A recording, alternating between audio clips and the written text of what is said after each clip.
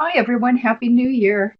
Um, I just want to remind you that this program, Connecting to Collections Care, is sponsored by the Foundation of the American Institute for Conservation with funding from the Institute of Museum and Library Services and technical support from Learning Times. And we provide free training, resources, and assistance for collections care for small and mid-sized cultural institutions. So we're really happy to be here. We've been running this program as Connecting to Collections Care for a year.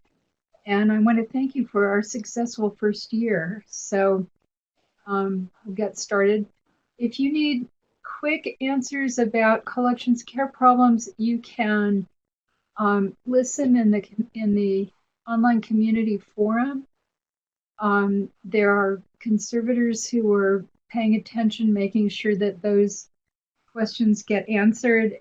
The only thing is you need to be registered to ask a question, registered and have a password. That's really easy. You'll see it on the website. This is the community website, Connecting to Collections. Oh my God, I'm sorry, 2 is missing from that. We're on Facebook, and you can follow us on Twitter. You can contact me anytime at this email address. And coming up, we have a webinar on caring for framed objects in February and one on mannequins in March. And today's webinar is on historic furniture. So I'm gonna turn this over to Tad. Thank you. The title of our talk today is A Conservation Primer, Caring for Historic Furniture. My name is Tad Fallon, and I'm one of the principal conservators at Fallon and Wilkinson LLC in Baltic, Connecticut.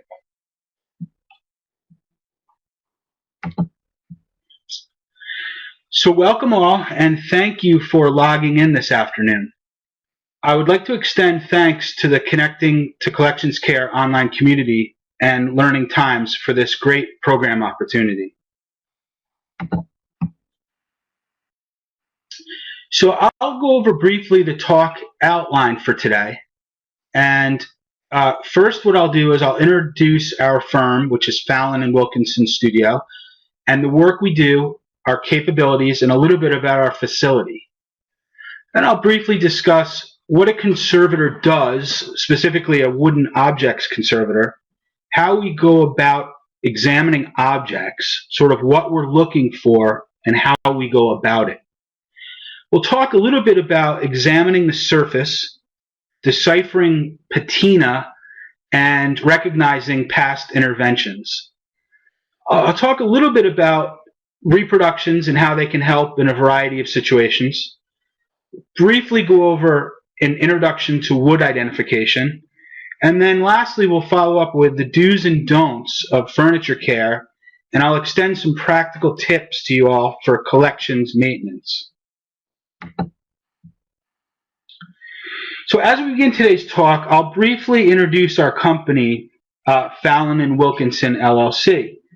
The 2 principal partners in our firm, myself and Randy Wilkinson, initially met in graduate school at the Smithsonian Institution's Conservation Analytical Laboratory in 2006. As we progressed through the intensive 4-year program and learned more about each other's skill sets and talents, we began to discuss the possibility of forming a business alliance upon graduation. In the fall of 2000, that plan became a reality, and Fallon and Wilkinson LLC was established. And with time, the business grew by leaps and bounds. In 2008, we purchased property in the town of Baltic, Connecticut, and designed and built the state-of-the-art conservation facility we now call home.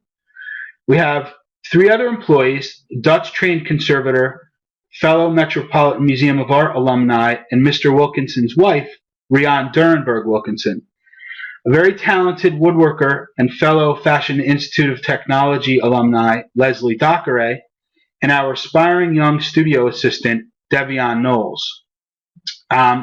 We are considered conservators in private practice. Our studio is climate controlled and secure, and our clients really have a wide spectrum ranging from small and medium-sized museums, insurance companies, private collectors, and homeowners. So why call a conservator? Or just what the heck do you guys do anyway? So there are many things to take into consideration when deciding how to treat an object. Intervention needs thoughtful consideration. This rings as true for valuable museum-level objects as it does for humble, cherished personal possessions. This picture, which became infamous, is Ecce Homo, or Behold the Man. And it became infamous because it was painted in 1930 by the Spanish painter Elias Garcia Martinez, and it's picturing Jesus crowned with thorns. And the reason it became famous was because it kind of underwent an ill-attempt restoration attempt by an untrained amateur in 2012. And the only reason I illustrate it, number one, I mean, it's seen around the world on various memes and online.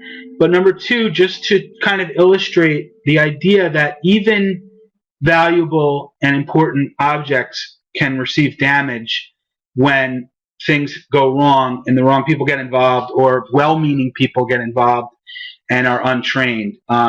So it's something that we just need to be diligent, even though it's very obvious. And our experience as furniture conservators tell us that things do happen. This is a case where the Butler McCook House, which is a beautiful 18th century house located now in downtown Hartford, Connecticut, had just underwent a $4 million renovation several years in the making.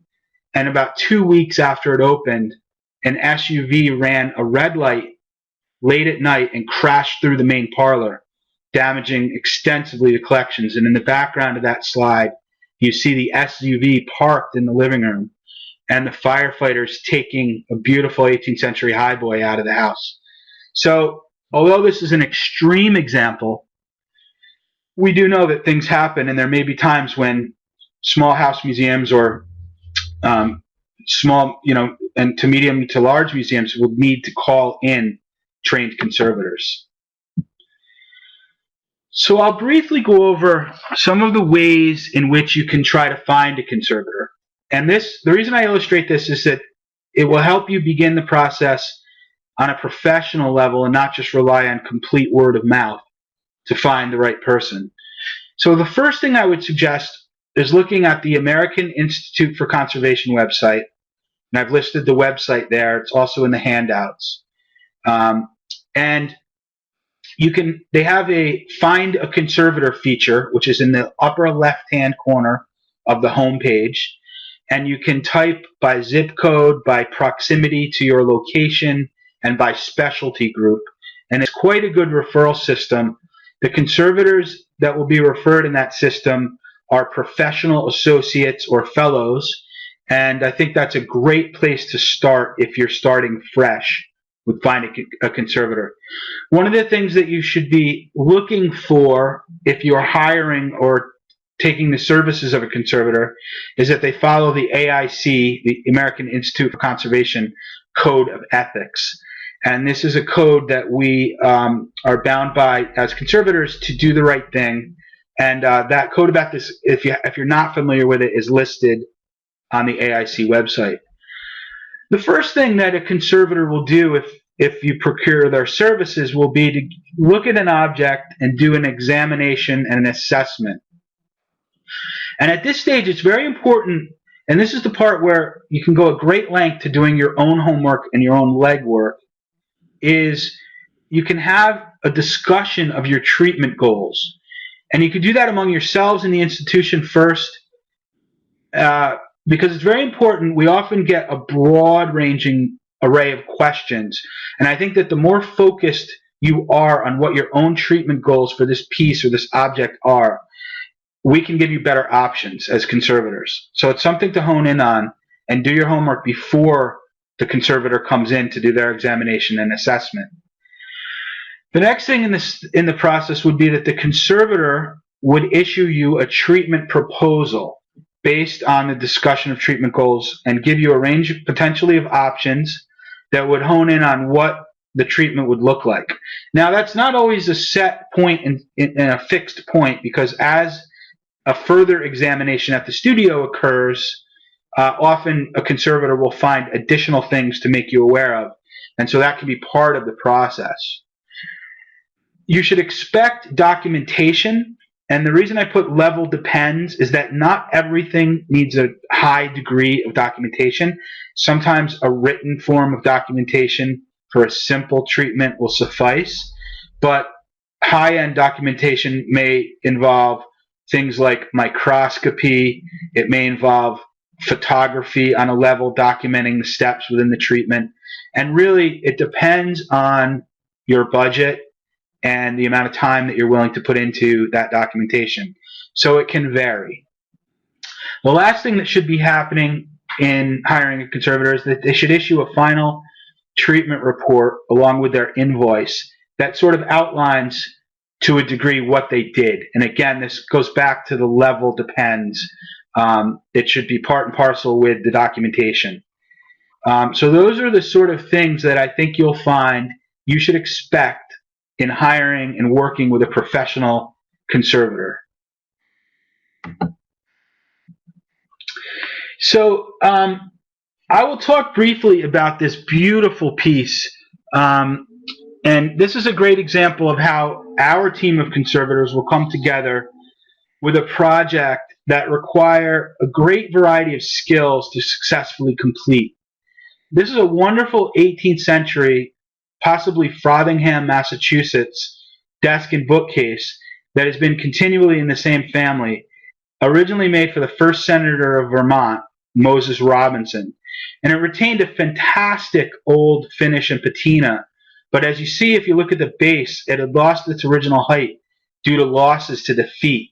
Now, this may have been by a well-intentioned owner at some point who perhaps just didn't have the ceiling height, because they were very well taken down evenly.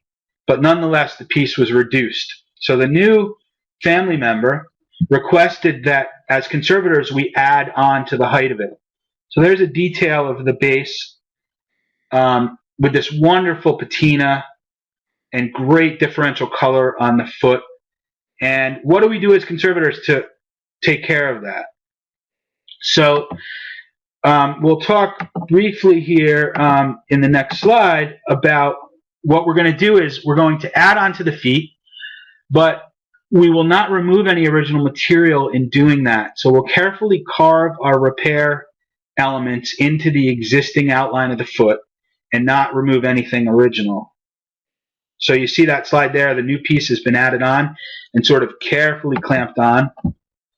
And there is the new foot integrated and very flush and even with the surrounding surface, but if you look, there's no disturbing the original surface underneath that. There's the piece integrated. So if one were to shine a black light on it, you could readily tell that the materials were different, but visually it's basically integrates so well that it's hard to tell from standing height that anything was done. So again, we want to make that visual impression, but if you flipped it upside down and looked inside, you would see that you're not fooling anyone, that this is an intervention and a later addition. And there's the piece completed. And the finish was just cleaned and waxed, and the brasses were cleaned and incrolacked, which I'll go into later in the talk when we talk about things that you can do in your own practice or your own museum to kind of help preserve the brasses and have less ability to have to polish them. So that was an illustration in the previous slides of more of a structural issue.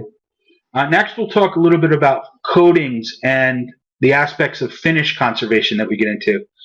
Now, this is a beautiful piece here, which is a fantastic Salem writing desk dating from about 1805 or so that came in with a variety of issues.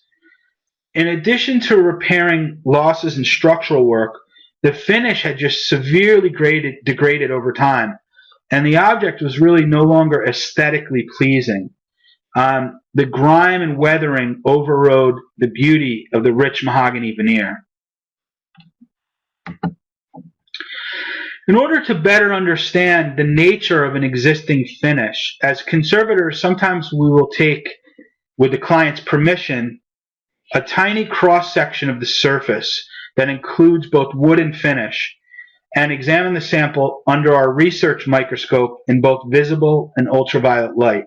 So here you can see the stratigraphy of the wood cells, and that's the lower section in here, and the little middle section is the yellow-orange line of original shellac varnish that was on there, right in there.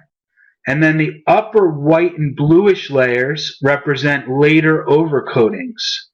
And so we can see those. So the other thing that I would note is when you go down to the cells of the wood and you look in the cellular structure, kind of in the middle of the field of that slide, you'll see that the upper level of the cells are compressed. And as it gets deeper into the wood, they're more circular and oval. And so what that represents to a conservator looking at that is that that probably was a hand-scraped surface, and that compressed the wood during the finishing and sanding process and scraping process.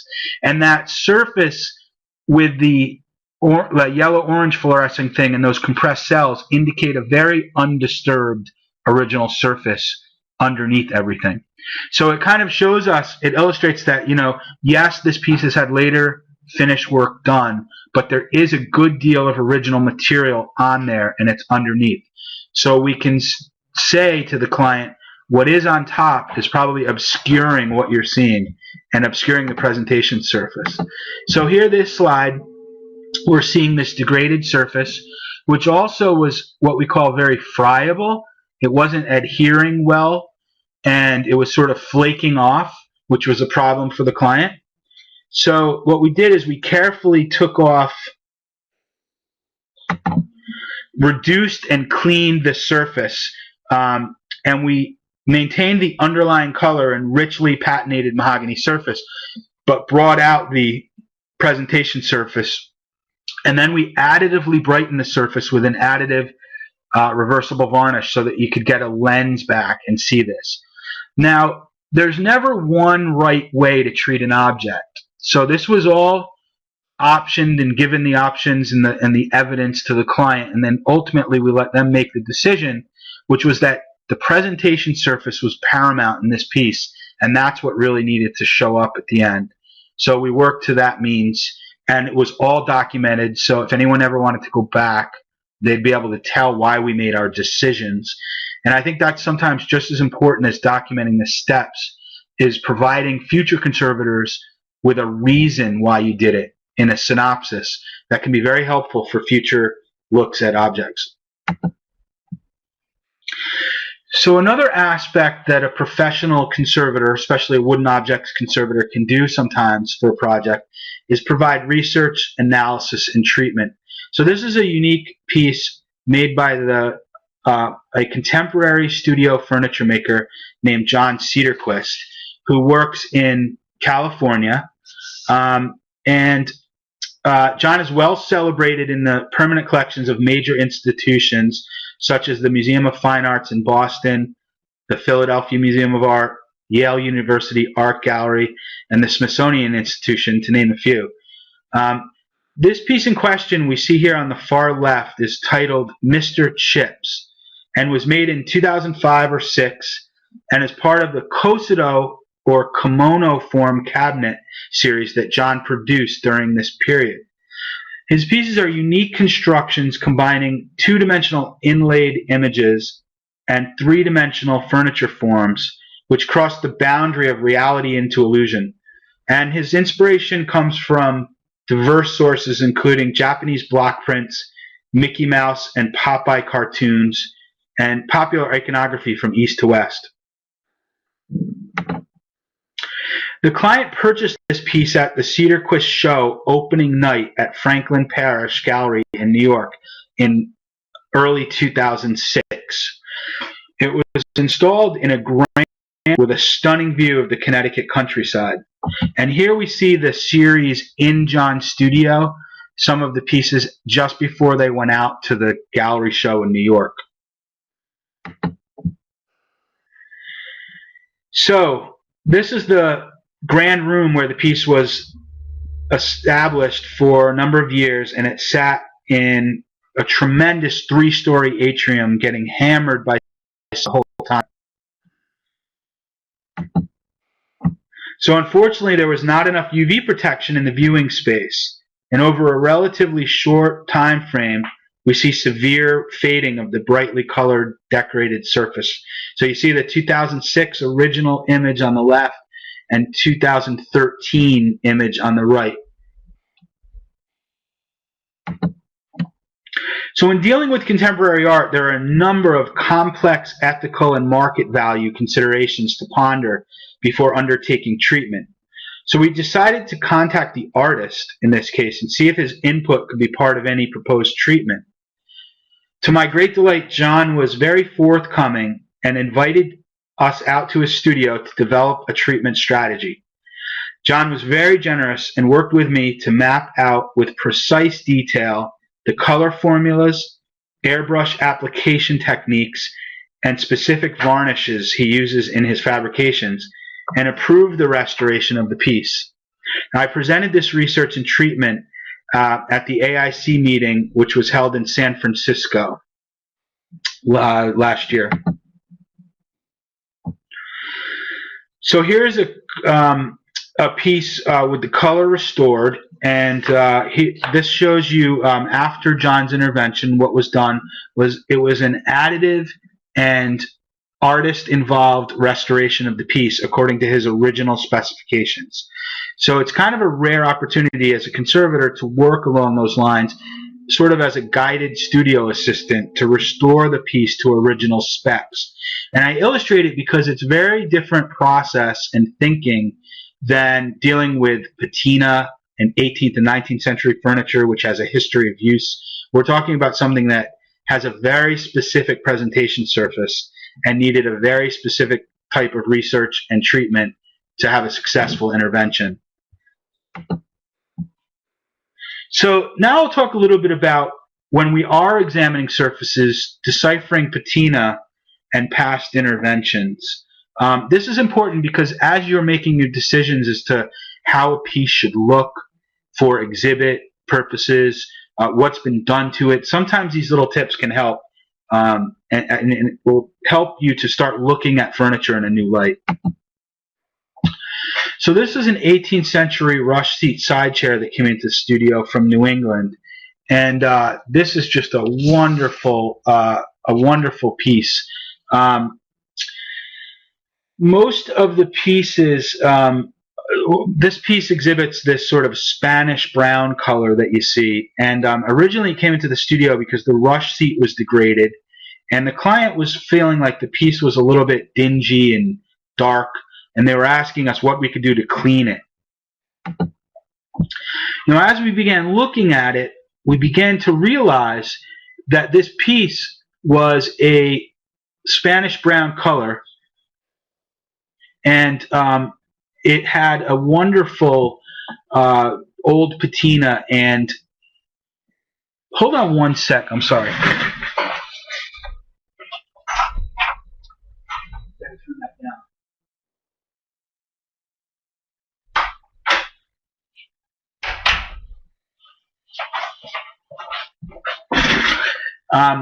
And so what happened with this piece was that if you look carefully at the striations and the flats of that turning, you can start to realize that this piece had an undisturbed original surface.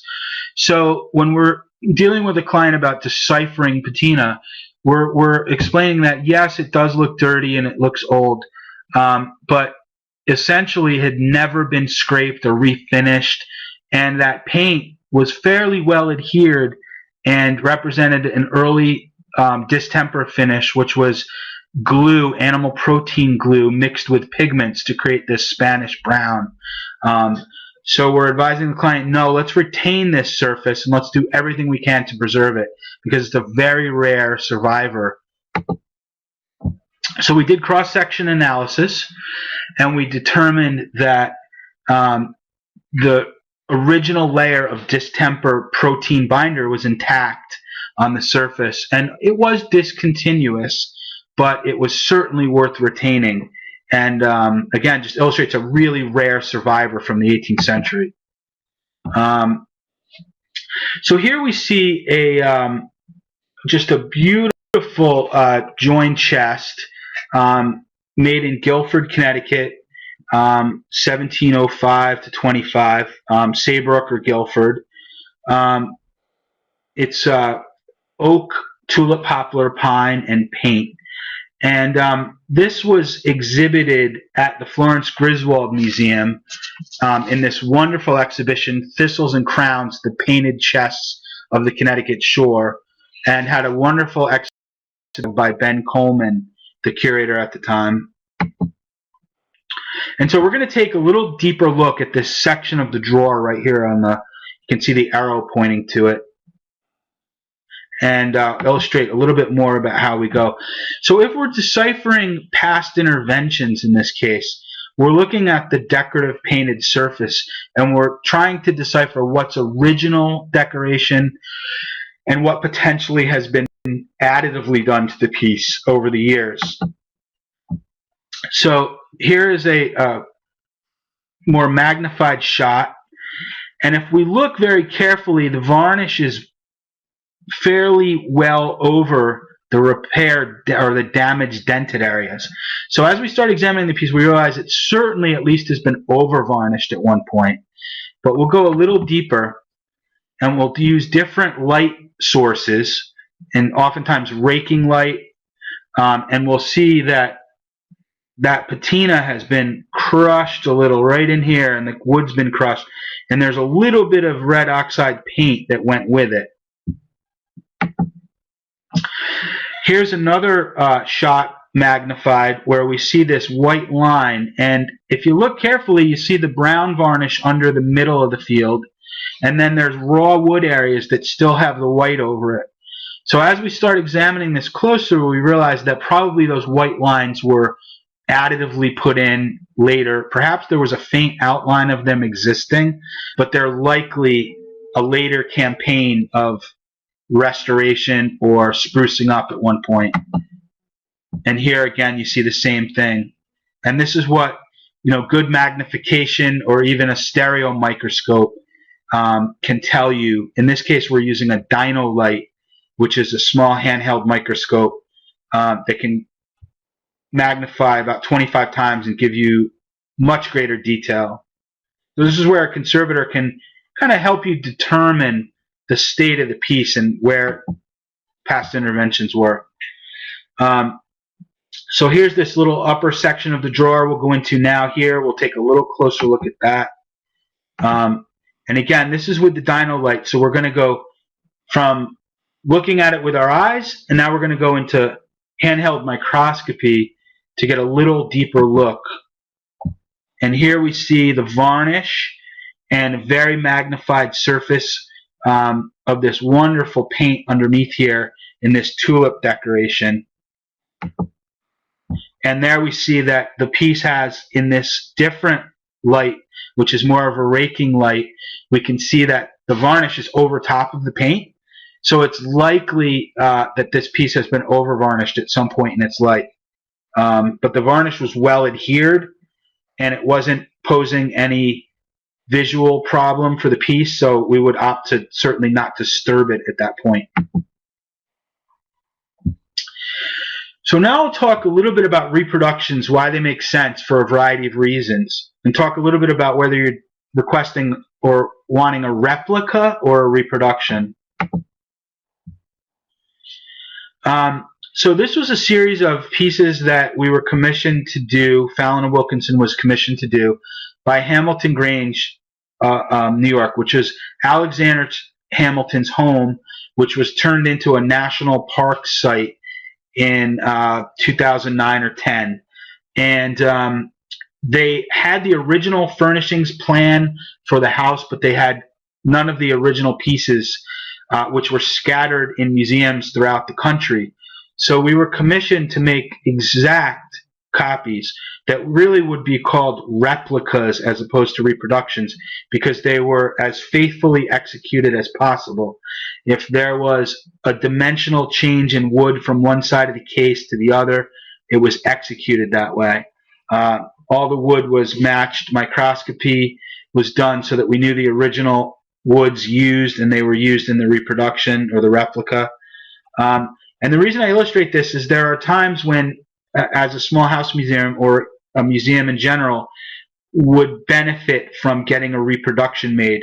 Sometimes it's because a donor is leaving a piece and they'd like a replacement piece for their own collection. It can be something that an institution wishes they had but is in another collection, but it might be interpretively important to their collection. So there's just a variety of reasons, and it really can run the gamut from a semi-faithful copy to an exacting copy, as we see here. So this scope of work was 26 pieces of federal furniture in all, which were built over a 2-year process. So here you can see a mix of the old and new chairs in suite, and it was a wonderful project. Adding out, this was a sofa that was not in the collection, but they needed it to go with the parlor suite, so it was built to match. And this was a case where the finishes were carefully matched within existing surfaces. So we weren't making a reproduction that looked new. We were making reproductions that blended into an old collection, which was another consideration. So we were patinating and toning and antiquing the surface. But again, if you looked inside, you would see that this is indeed new. We weren't trying to fool anyone. Here's a sideboard from the same thing. Beautiful New York inlaid sideboard. And again, this beautiful old mellow patina was put on the piece. Here's a kind of a fun story. This was a piece that was in the collection of the White House during the Bush administration.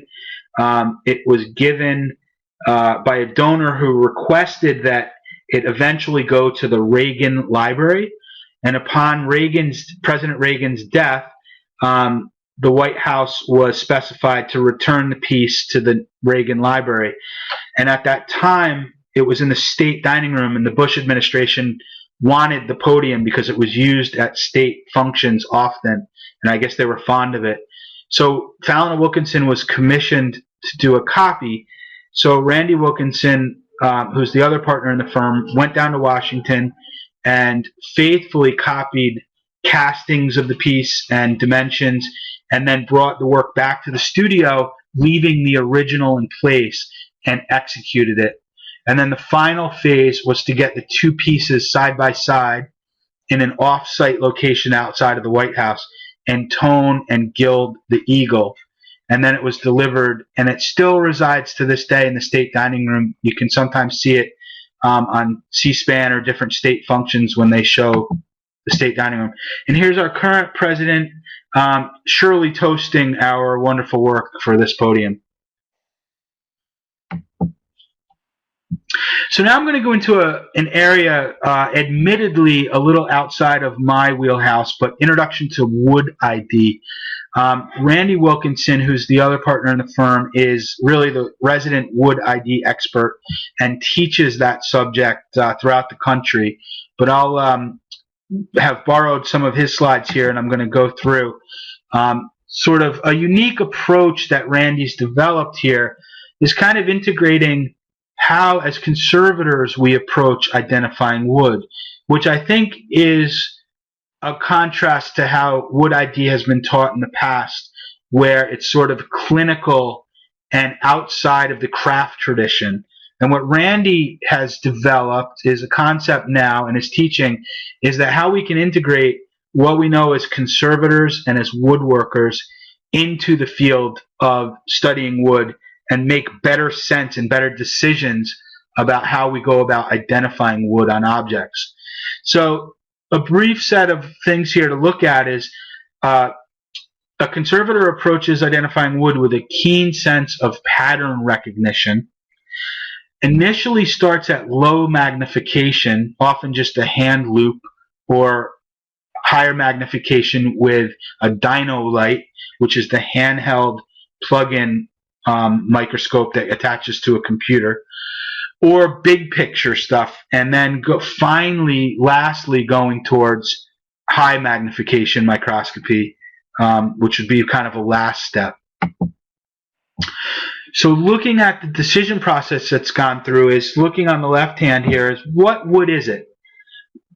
What is your first impression? Look at it as, is it a hardwood or a softwood? Talk and identify what you feel the color of the wood is. Think a little bit about its density, how heavy the piece feels. Hazard a guess. What does it seem like based on your past knowledge of looking at wood? And then lastly, we'll say, do the cellular features support your guess? And the other important considerations, and this is where this blending of the skills comes into place, is does it follow craft tradition? If one starts to follow cabinet making traditions, there will be certain wood choices and wood uses that make sense or don't make sense. And sometimes that can give you some information. For instance, is what you're looking at original or is it replaced? Given the geographic origin of the object, is it possible? And then do the trade routes, given the history of the piece and where it should be placed in time, do the trade routes support that conclusion? So it's really taking wood ID and looking at it in a much more holistic way to come up with a process of identifying what's happening. So to illustrate that, we'll go back to a chest of drawers from the Florence Griswold exhibition, Thistles and Crowns. And again, this is a piece dating from Saybrook or Guilford, 1705 to 1725. And the accession records read that it's a chest of drawers, again, 1705 to 25, Saybrook or Guilford, and it's oak, tulip, poplar, and pine. So these accession records are by eye. There's no microscopy records for the piece. So when we look a little closer, we can really look on the inside of the piece. And we can start determining that, in this case, yes, this is original material. And looking at it, it's fairly easy to discern that this is oak on the inside of the unvarnished and unpainted area, and that we're looking at pine on the inside. And so a conservator at that point should be able to tell, really without microscopy, to positively identify those surfaces, because there's no oxidation that is obscuring anything, and there's no surface decoration in the way. But if we go a little deeper and look at the end grain of the dovetail, there is a wonderful burnished surface on the end grain of the dovetail that gives us a complete transverse cross section, which means that it's sort of the end grain of the piece, which exposes some cellular features that we can use to identify the wood. So this can happen in this case without microscopy. So we don't need to do any destructive examination to determine the grain of the wood and the species of the wood. So here it is magnified 25 times on the right. And again, we see the porosity of the wood. We see the growth ring line intersecting the field there. And then we go a little higher magnification to 50, and we see a cellular feature of noted rays, which is on the right reference of a known poplar reference sample, and we can see that they match. And then the conclusion is that the oak stiles and rails were not needed any microscopy to make positive identification, or the pine panels. And the drawer sides and back were poplar, which we did with just a simple magnification process, and no cross sections were needed to be taken. So it shows you that, you know, if you're looking for wood ID, a good trained conservator can go to great lengths to positively identify that for catalog or other reasons. I'll mention here that on a yearly basis in the fall, Randy teaches a wood identification workshop. It's always held concurrently with Yale University Art Gallery's study collection, and the first day of the workshop will be at Fallon and Wilkinson's studio, which will be teaching you to positively identify wood. And on the second day, Randy takes you to the Furniture Study Center and has a great day of looking at pieces. And what's important here is because we're looking at pieces in the field, on site. How do you examine a piece? What are you looking for? How much can you tell with just taking the piece, drawer out and looking at it and things like that? And especially learning to decipher wood that's under a varnished surface, which is often what we're dealing with. So there's some great coursework to be had there. And again, keep an eye out for our website, which I've given in the contact info, and keep an eye for that in the fall of 2016 if you're interested. It fills up very quick in our past experience. So now I'm going to go into a little bit of practical information for you about the do's and don'ts of furniture care. And this will kind of hopefully hone in on things that you can do, what you can do on your own. So one of the real simple things, and this I think when you're dealing with a small house museum or a small institution and you have areas of storage that you're concerned with humidity control, is a simple digital hygrometer pictured here on the left. They're readily available. You can find them online, and it will just give you a day-to-day readout. It's not a data logger. It's just something very simple to keep an eye on the temperature and the relative humidity. The big thing that you want to keep an eye out for is spikes in humidity and spikes in temperature. You want to try to keep the relative humidity as close to 50%, certainly no lower than 30, and you don't want it to go much above 60.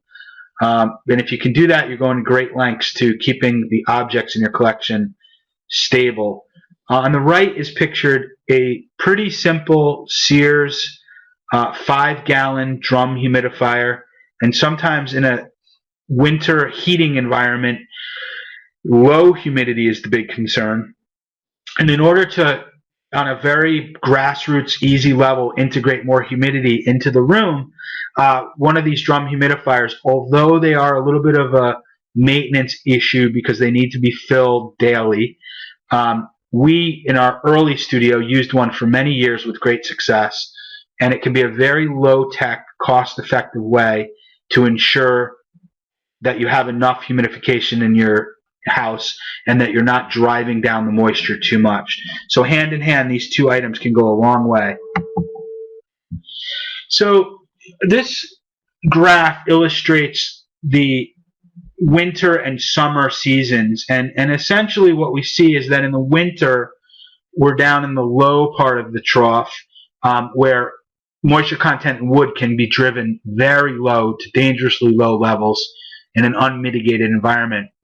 And then in the high peak of that graph, you see the summer humidity, which is moisture content above 12%. And it's that up and down, the peaks and the valleys, that's what damages wooden objects the most. So if you can, through your modification of the environment, avoid those spikes in humidity during the summer months and avoid the low humidity environment in the winter, and kind of make that little middle ground, which you see that squiggle line that goes across, make those spikes less. You can go a great way towards having your objects stabilized. Again, very low-tech way if you don't have an integrated HVAC system.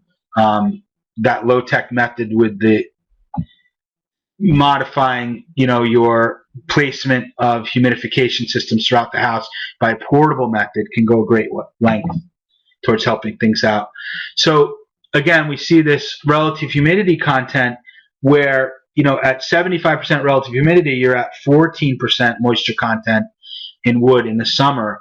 And then if you drive down to 20% relative humidity, which is low, but really not the lowest I've seen, you're down to 4.5. And that's what it will crack objects, is when they absorb a great deal of moisture in an unmitigated environment in the summer. And then in the first season of heating, you're driving down that moisture content, and that's when wood reacts and will split and crack, especially if it has what we call inherent vice or restricted movement in the joinery.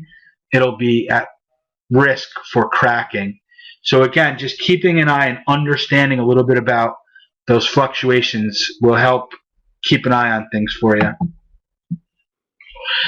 This is a very common thing that we get asked here at the studio, and furniture conservators deal with, and certainly as a maintenance item for houses with collections you go into, is that people want to clean the brass. And I would say that in general, the decision to clean brasses or not is very personal and probably curatorial about whether it's appropriate to do it or not. And I think that the big thing you want to avoid, though, is cleaning with products in place that will create a residue like we see in this field here, where a cleaning product probably knocks on that has ammonia and pumice stone particles in it will do a lot of damage to the surface. It will etch the finish, and it often builds up over time underneath the plate. So this is a drawer from a Boston block front chest, which has we took the little back plate off, and you're seeing the corrosion product underneath that plate. And that was over many years of having polishing compounds embedded behind the surface. So you really don't want to do that. If you do need to clean a piece in place, I'm going to give you some tips about doing that. But effectively removing them and considering using what we call a removable coatings program for your brasses. So this is just an illustration where on the left we see a slightly cleaned and unvarnished surface, and on the right we see a cleaned and varnished surface. And the varnish we used is called Incralac, and that's in your handout as well. And the Incralac is a museum acrylic coating for brass that will allow you to get, after you clean the brass off the object and then coat it, which is simply brushing it onto the piece, you will have the ability to have a much greater length in between cleanings of hardware. So if you can do that and you want your brasses bright, it's a great way to have your conservator or have staff with conservators' approval looking at the piece. Is it appropriate to use a removable coatings program for your brasses? It's something to ask and something to certainly to consider. I think that when you need to call a conservator is when you see obvious damage that is getting worse. Like on the left, you see water damage or delaminating or buckling veneer that has the potential to be, for instance, snagged on cleaning cloths. If you have on the right a painted surface that is very flaky and friable, when you see things that just don't look right, then I think it's time, perhaps to call and consult with a conservator. Oftentimes, that conversation can be initiated with a phone call and with an email with a carefully outlined set of questions and photographs. And often that goes to great lengths to getting some answers out of the way in the beginning. And I think these days it's very easy to shoot pictures and send them either with your phone or with a camera and get them to a conservator. But that's when I would say, it's time to call a conservator. It's surprising how many clients, even in small house museums, will have plants either seasonally or for holiday decorations, and they'll water them. and even with well-intentioned plastic or glass on the table, water can seep under. So we just really recommend, but it's probably an obvious thing, but it's surprising how often pieces get damaged by that type of water. It can also be something as simple as coming in on a rainy day and having somebody put a wet umbrella or wet mail down or something like that on a piece, and that can cause that. In inclement weather, sometimes with a crowded room of visitors, that can happen just from the people coming in wet. Another thing that we get asked often, and I think is an interesting concept to pursue, is to consider minimally intrusive upholstery treatments for reupholstering objects. So if you're going to the length that there's a reinterpretation or redoing of upholstery in a collection, work with your conservator to develop the concept of, is this a candidate for a non-intrusive or minimally intrusive upholstery treatment? Because it's surprising the amount of wear and tear on the interior surfaces that happen with upholstery interventions, and a knowledgeable conservator can really go to great lengths to mitigate that damage with a reupholstery by some simple techniques, such as additive rails, nailing surfaces, tacking strips, and that can really help. And I'll go into these polishes now, or no, sorry. It's also surprising, and I illustrate this is kind of an obvious thing, but it's surprising how many times, especially in small library collections or small house museums, is that they'll have a docent or somebody on staff or a friend that wants to tighten up a piece or fix a chair and kind of uses inappropriate methods. We were just called into a library to look at some furniture that was donated by a patron. It was good historical furniture, and because they lacked the budget to call in a conservator, somebody, well-meaning individual, tried to strengthen up the chairs and drove all these sheetrock screws into the backs of chairs, and then as that system failed, inevitably as it was going to, they called us in as conservators, and at that point it was kind of too late. Whereas if we probably had been called in earlier, maybe we could have offered a simpler and less intrusive invention.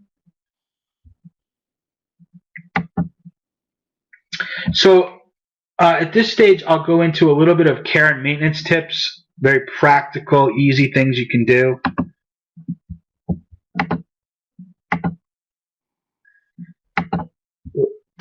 Okay, so basic housekeeping. Things need to be dusted, and we find it best to use clean white cotton cloths and sometimes soft artist brushes. If you're going to use soft artist brushes that have metal ferrules on them, it's often a good idea to just put some blue tape around them just so that they won't scratch anything. We want to avoid, again, what we call friable surfaces, which are things that are either flaking or unstable, varnishes that aren't well adhered. Waxing once a year on well-varnished furniture, meaning that it has a good, clear, and obvious varnish on it, is okay. I'll talk a little bit later in the next slide about what waxes and things we recommend. And then again, earlier slide, I considered this idea of implementing a removable coatings program for your metal hardware. And that goes for brass as well as other metals. And you can consult with a conservator about that. But it's a very effective maintenance issue that it's hard to initiate once, but once you get it done, it's well worth it.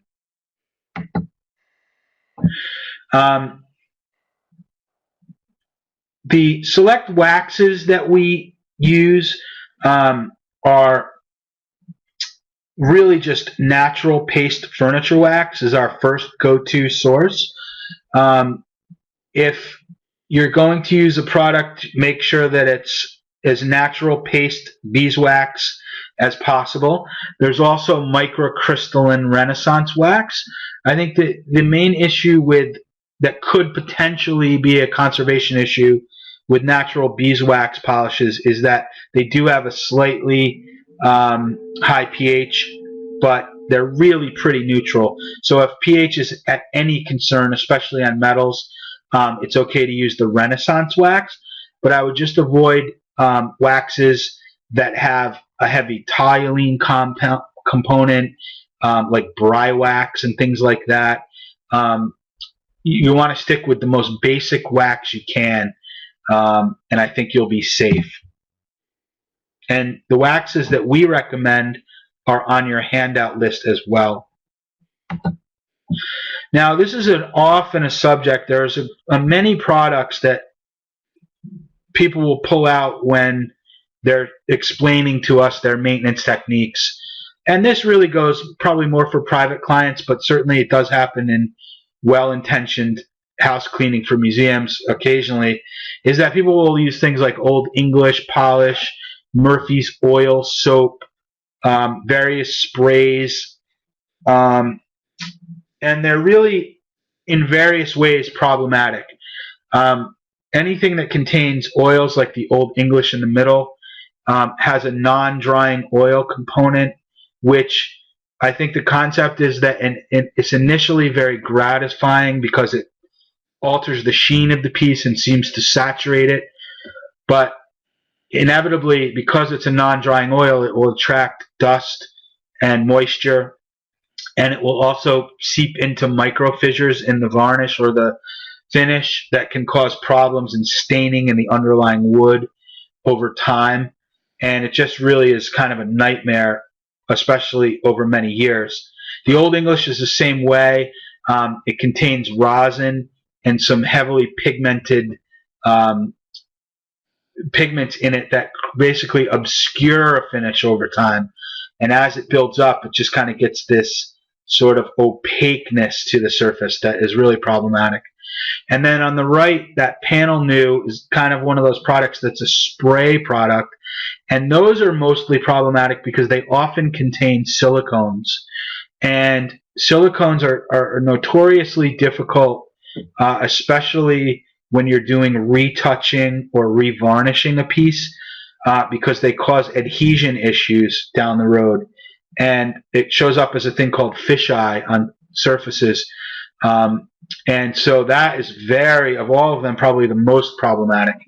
And it is very surprising how much at one point or another in an object's life that has been used. That goes for like pledge and things like that.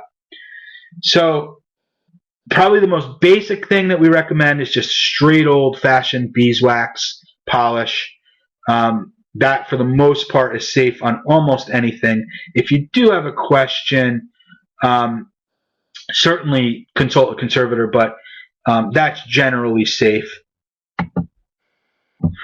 Another thing that, here's a little tip here, is recognizing easy fixes that one could do on their own. This is a very common thing, is that everybody has a small parts drawer with little bits and pieces that have popped off an object. And if you catch it early enough, it's surprising how many times they fit directly back in. And if that's the case, where you can clearly see that this is just an easy little piece to stick back on, the next question is, well, what do we put it on with? And here's something that you can do very easily, is you can purchase fish glue. Now, Lee Valley sells these large containers of 1 liter. You certainly wouldn't use that in a lifetime if you were just doing occasional work. So we sell at Fallon & Wilkinson, which is again on your handouts. We have a small online store for some supplies, and we sell very small containers of the high-tack fish glue. And the reason this is very good to use is that it has a very high initial tack, so you can immediately stick something back on with minimal clamping often needed. It is liquid at room temperature, so it can be stored in a dark and cool environment.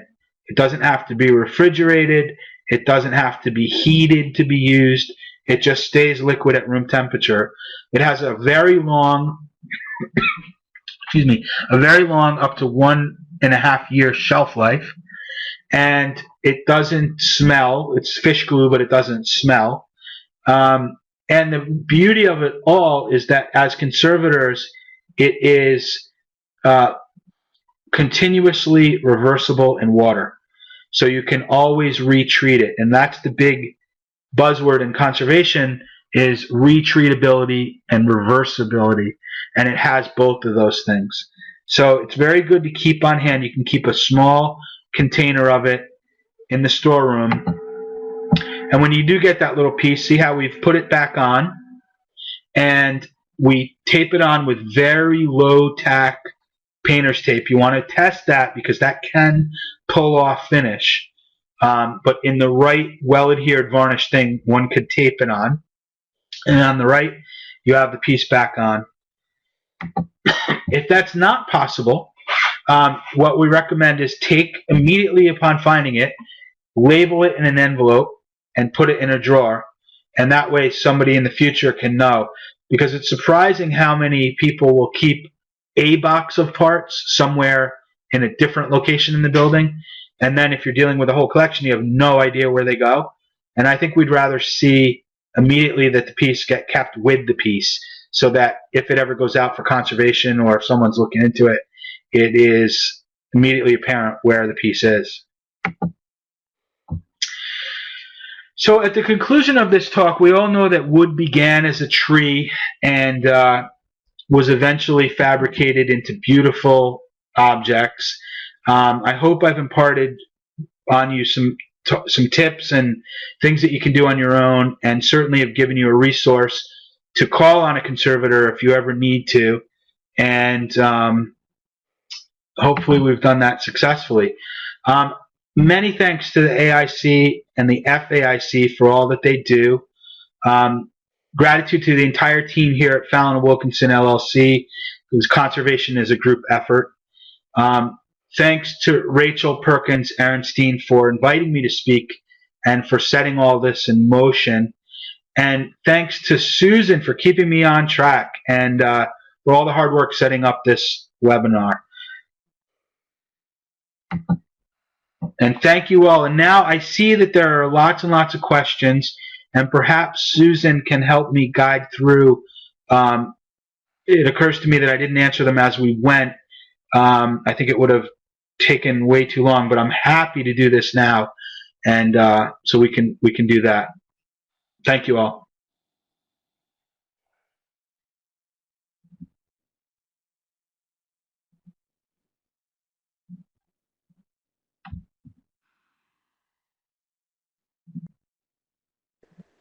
Is there a safe fix when the seats fall out of the chairs and couches? I don't Okay, want can you them just to repeat sit that? there. I just missed the beginning of it. Go ahead. Okay, is in a historic house, is there any safe fix when the seats fall out of chairs and couches? I think that's a complex question. I think that there can be methods to prop things up. It's probably a complex enough subject that you would need on a case-by-case basis to consult with either an upholstery conservator or a wooden objects conservator. But I would say that there are ways we could do it. It just depends on the subject. Often you can prop things up underneath. There's a variety of ways, but it's hard to say offhand.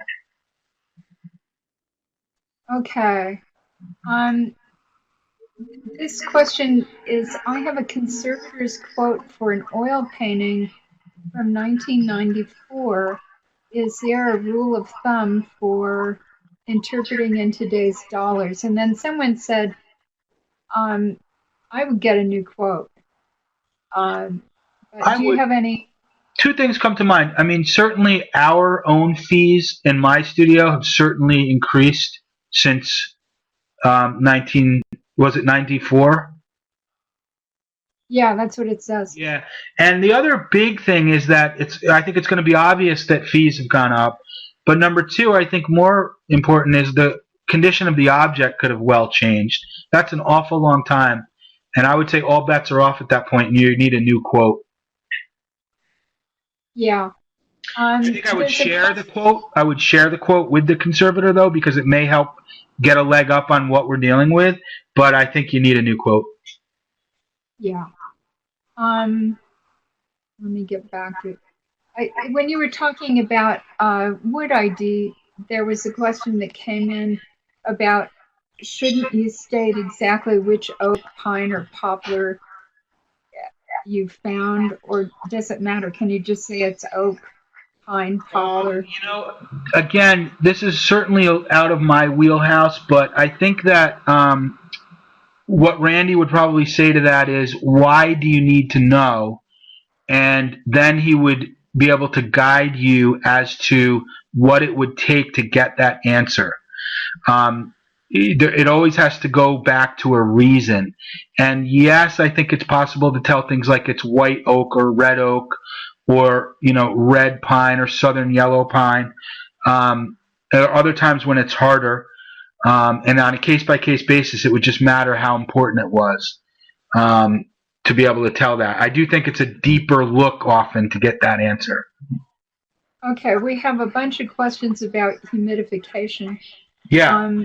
One is, what options do you have for humidifications if you're dealing with historic rooms, i.e. a space where modern appliances would not be appropriate? Well, and that's where I showed that drum humidifier, because those portable ones, especially if they're monitored by that digital hygrometer I showed was battery powered. It didn't need electric, but you would need electric for your humidifier. But if you have an electric source, you can simply put that in an inconspicuous area, and that's going to get you a lot further along, especially in this sort of microclimates that can be within rooms in a single place. And it's a lot more flexible than an integrated system, obviously. But that would be the answer: is what size humidifier that's portable can you put in there, and then how can you monitor it, keep an eye on it. Okay.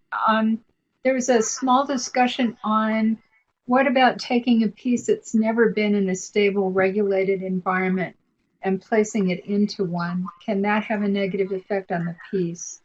And there were several answers to that, but we'd like your answer. Well, I think that yes and no. I think that the pieces that I've seen that have undergone the most damage usually have lived in an unmitigated environment their entire lives, or a great portion of the current life of the object, and then they're moved into a heated and cooled environment.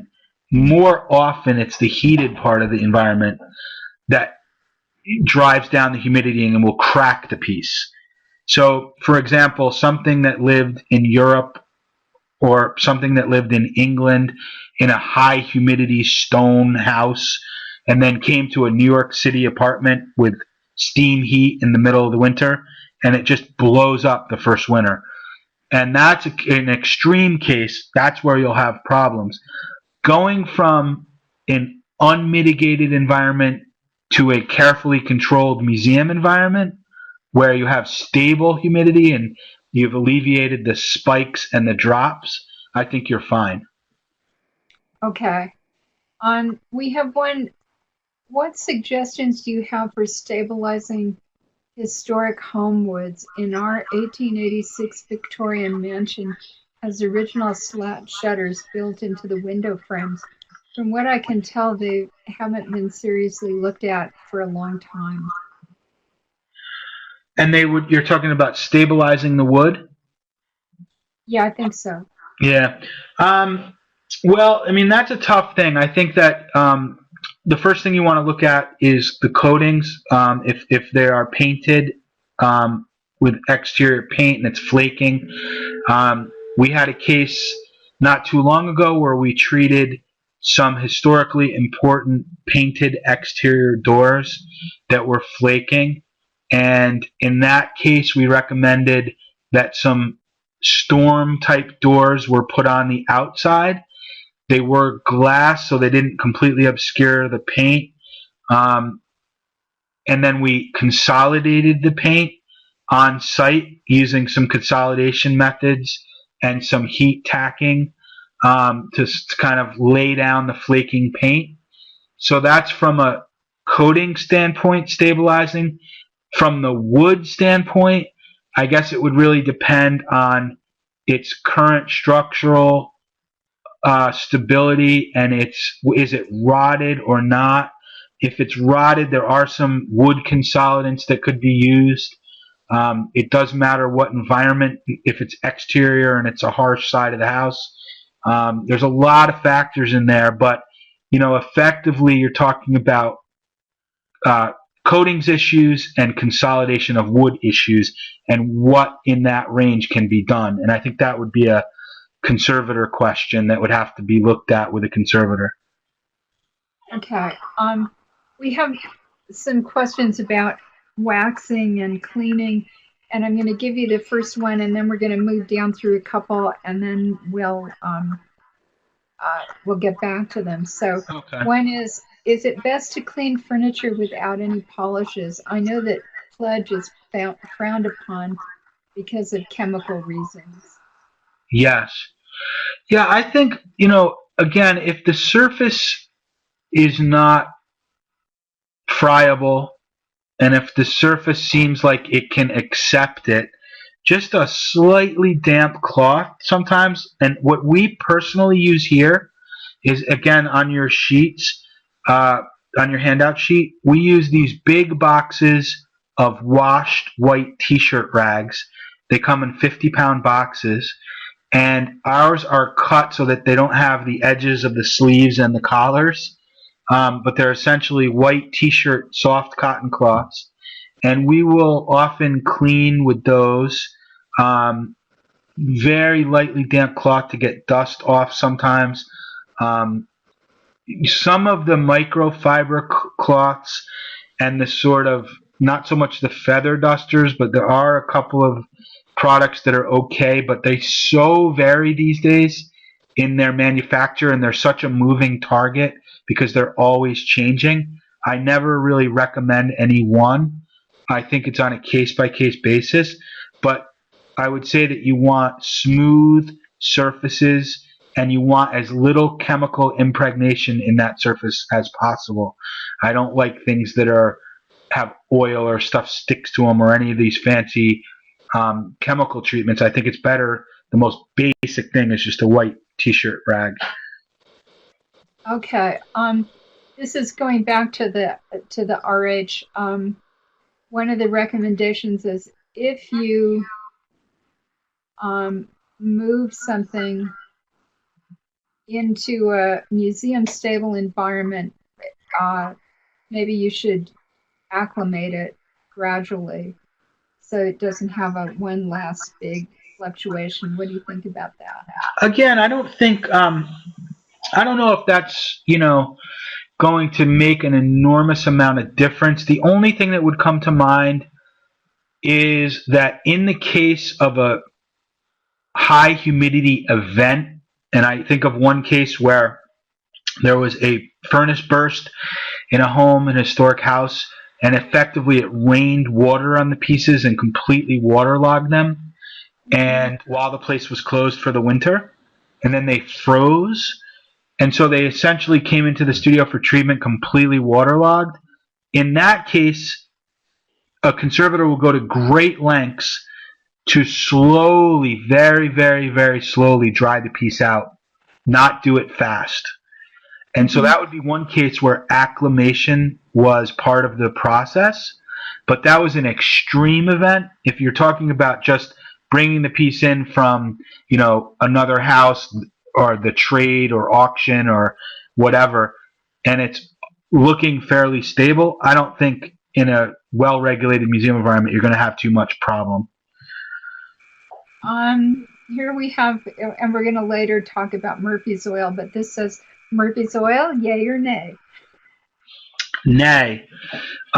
Murphy's oil has a very problematic pH, and if you read the bottle, it has a dilution ratio that it recommends, and what happens is often people will make it too strong, and that pH issue will soften and degrade varnishes of various types. A common symptom of that degradation is on things like interior handrails or backs of chairs where you touch them and they feel sticky.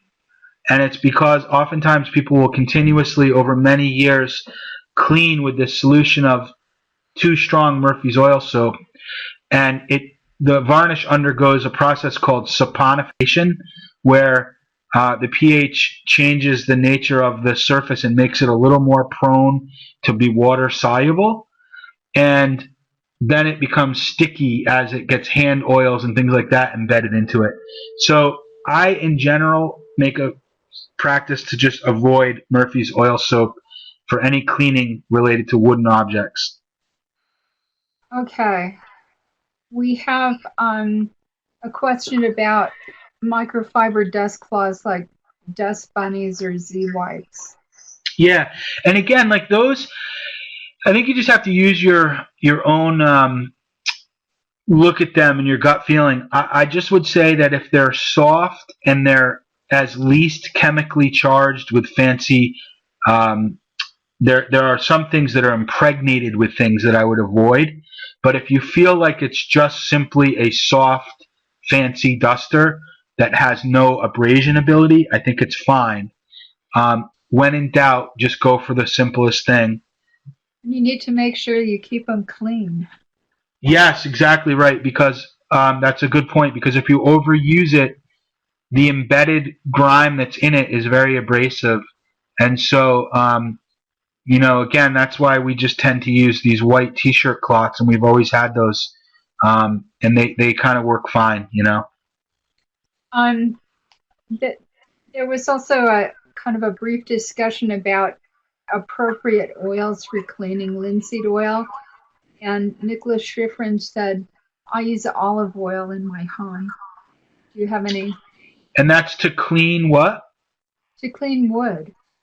Oh, I would say olive oil wouldn't be my first choice because olive oil, again, is a non-drying oil. If you showed me a piece that perhaps a craft piece of some kind that had originally been oiled, there are some things one could put on it, but just in general as a broad topical application, I would say no, I wouldn't use olive oil. I think, if you have a piece that you're not going to, there's always this common misconception that you're feeding the wood. You need to discern between saturation of the surface visually and what's going on with your humidification and all the environment, and what the visual presentation surface is supposed to look like.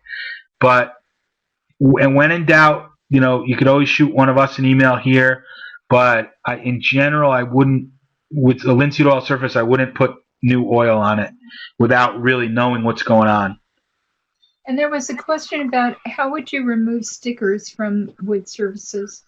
Oh, well, if you have a wood surface that is, again, it's well adhered, the finish on it, and it doesn't appear friable, you can test an area, but often a little bit of naphtha or a little bit of odorless mineral spirits can take a little bit of polish residue off. They're often soluble in those non-polar solvents like that. So our rule of thumb is naphtha or mineral spirits, and that can take it off. Sometimes they're a little bit water soluble, and if that's the case, you could experiment with, if you got a 8-ounce glass of water with a couple of drops of dish detergent in it. I like to use Dawn dish detergent with just a drop in it. You might be able to clean it off with that if there's any water soluble component. But the big thing you want to watch is not to get mechanical with your scrubbing, meaning you don't want to over aggressively scrub with your white t-shirt cloth or whatever you're using. But those methods can successfully take off sticker residue. Okay. There's a question. Um, are Swiffer cloths without any scent safe to use for dusting? And then there's another related question that says, what do you recommend we replace microfiber cloths with? Well, I don't want to wholesale put my microfiber cloth people out of business. I think they can be fine. Um, I think that the Swiffer that I've seen, they can be quite good. I don't necessarily have a replacement for them. I think if you get with no additives on it, and I'm honestly not as familiar with the exact product they're talking about, but if it looks like it's okay and it's very soft and microfiber, it's probably fine. Yeah. What do you recommend to use Care for Seal on objects that are used for demonstrations, like a spinning wheel? Oh, well, I think that, a good paste wax can go a long way towards doing that. Just burnishing up the surface, and I think that can be a good way to go. If it gets into anything deeper than that, I think you'd have to consult with a conservator about, are you talking about that you want it protected from hand oils and more of a varnish, or if it's just like a spruce up maintenance thing, in which case I think wax would probably be my go-to source initially. Do you have any feedback on Goddard's cleaning supplies?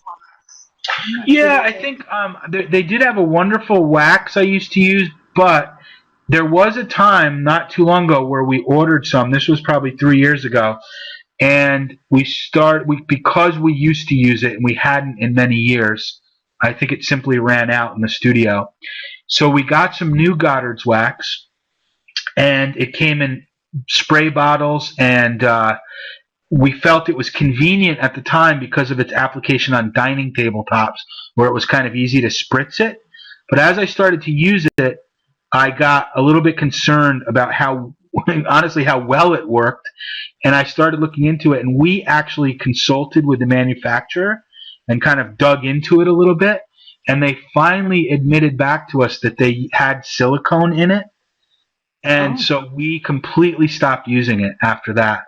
The only one that I did used to use was they made a hard cake of marble wax, which was a wonderful little tin of product.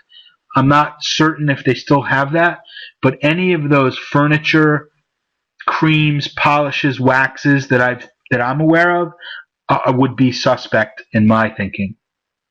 Do you have any recommendations for cleaning a hardwood floor that's varnished and also one that's unvarnished? Well, I think that I like to go to. I've always looked at the website for Waterlox. It's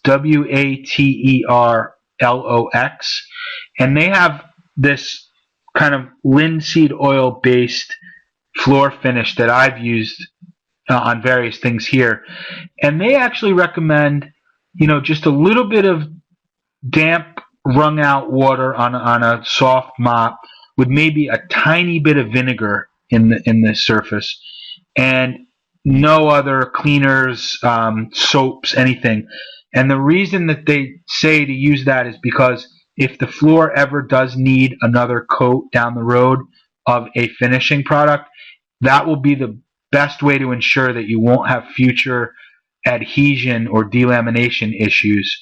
So I've taken to do that in my own personal house, which are hardwood oak floors that have Waterlox on them. If it's a polyurethane, I think the same thing could apply, and that's where I would start if it was me. And there's another question. What about